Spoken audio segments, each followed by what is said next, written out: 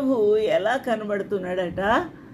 ఆయన లోక పాపములు మోసుకొని పోచున్న గొర్రె పిల్లగా ఆ యొక్క భారముతో తన వద్దకు వస్తూ ఉన్నాడు.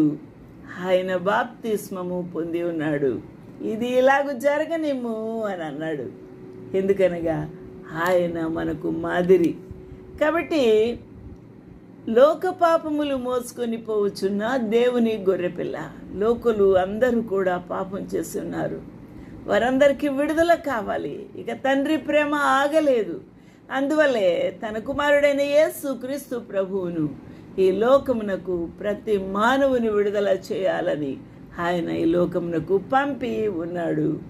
హల్లెలూయా, దేవునికి మహిమ కలుగునుగాక. విశ్వాసముంచు ప్రతివాడు అనగా యోహాను సువార్త 10:27 ప్రకారము నా గొర్రెలు నా స్వరం వినును. గొర్రెలు ఎప్పుడు కూడా ఆ యొక్క కాపరి యొక్క స్వరము వింటాయి, వెంబడిస్తాయి. నేను వాటిని ఎరుగుదును. ప్రతి ఒక్క గొర్రెను కాపరి అర్థం చేసుకుంటాడు, గుర్తిస్తాడు. అయితే అవి మౌనంగా వెంబడిస్తాయి.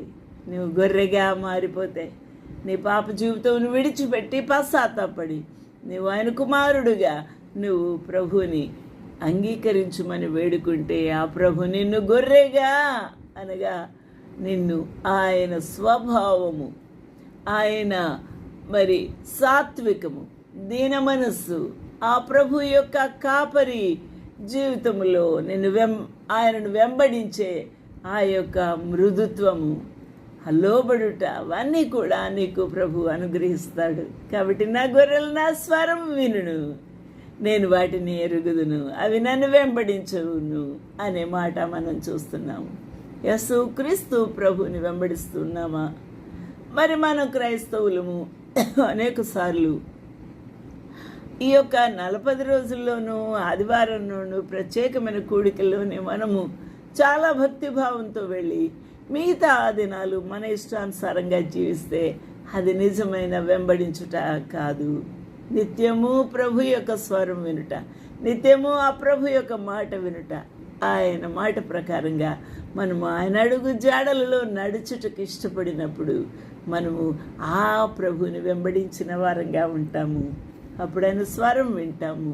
ఆ ప్రభు మనల్ని నడిపిస్తాడు. My sheep here my voice and I know them and they follow me. Hallelujah, they follow me.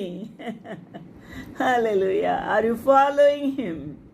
ఆలోచన చేద్దాము. ఆయన నీ యొక్క షెపర్డ్గా ఉన్నాడా? నీవు ఆయన షీప్గా ఉన్నావా లేదా అనే విషయాన్ని మనము